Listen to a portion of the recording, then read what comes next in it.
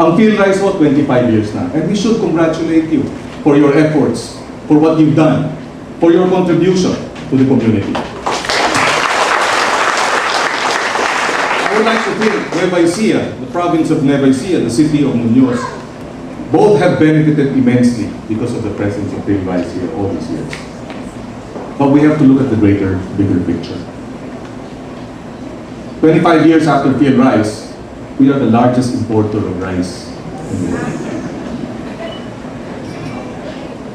So, it only means we are not winning the war. We are losing many battles. The war isn't over. Para bagang ang ginagawa po ninyong sakripisyo, ang ginagawa po ninyong mga hakbang at gawain, para po kayo yung mga defenders ng bataan. Courageous, brave, but we lost that. But that was a battle. Eventually, we all know who won the war. And that's what we ought to look at and focus on. How do we win this war? Your mandate says to help develop high-yielding and cost-reducing technologies so farmers can produce enough rice for all Filipinos. Obviously, being the biggest importer of rice, we're not there yet.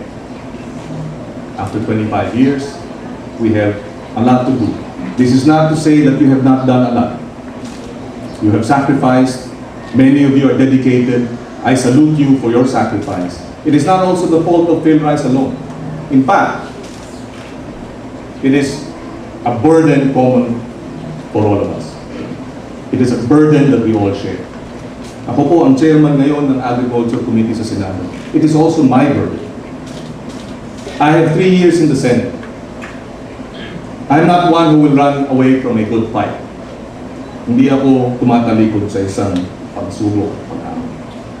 Ang pagsubok at paghamon ay mawala tayo sa listahan ng pinakamataas na importer ng bigas dito po sa buong mundo.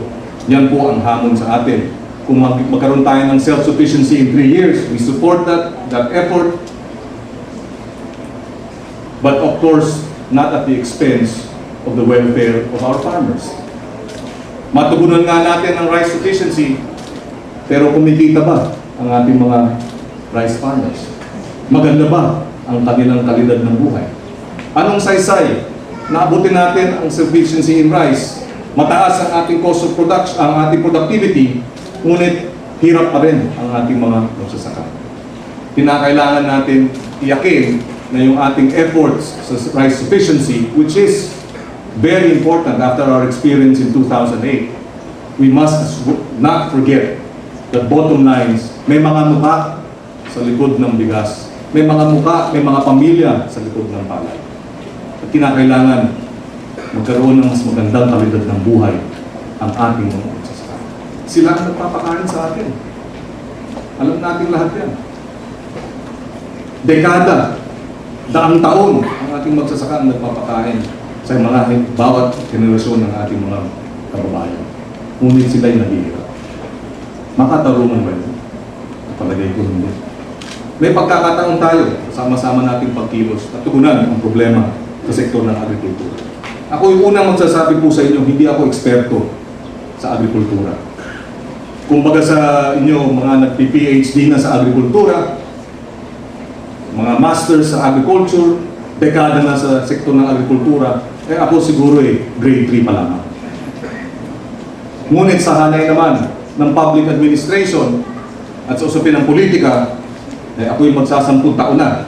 So palagay ko may PhD naman tayo sa governance at may PhD na rin masasabi natin sa public administration. At alam natin na maraming problema sa agrikultura ay sa usapin ng pamamahala, pamumuno ng mga institusyon sa hanay ng ating sektor. Sa pamamagitan ng ating sama-samang pagkilos, pagsamahin natin ang ating talino, tugunan natin ang problema ng agrikultura, pasiglahin natin ang agriculture economy para makita na natin ang tinatawag na developed nation status in the next 50 years. We will have to look beyond. I know many of us will look at rice season to season, harvest to harvest. But we will have to look at it in the context of the next 15, the next 20 years, in the context of agriculture. Because we cannot reach developed nation status unless we address agriculture, unless we up the incomes of our farmers and fisherfolk, unless we are able to ensure food security, sufficiency in rice. Until and unless we address that, yung mga kapit-bayan natin, kapit-bansa natin, ay talagang laging mangunguna. Ngunit ako'y naniniwala. I believe that if we come together, we modernize our agriculture, alam na natin lahat ng problema eh. In fact, palagay ko, masyado na natin analysis, paralysis na tayo sa problema. Alam na natin, anong problema ng Pilipinas, anong problema ng agrikultura. Sabi nga kanina, tayo daw ang nagturo sa mga Vietnamese. Hindi tayo dito nagte-training. Ngayon daw, ang tinuturuan natin, Brunei. Sabi ko nga, talukoy. Medyo ilihis naman ninyo ng konti. Baka nagpasan pa tayo. Pero of course, we are sharing knowledge, that's fine. We are sharing knowledge and information and technology, that is fine. But we must be able to practice what we preach.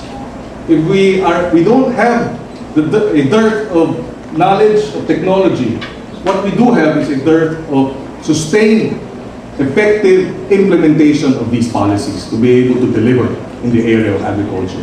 And that's where, together, we must work together. Together, we must work to ensure that we are able to up farmers' incomes, increase our contribution to GDP, and that does not be too, if I may say so, wag po tayo masyadong purist. Pasensya na po, ako'y bago lang po rito. Wala ko akong bagahe.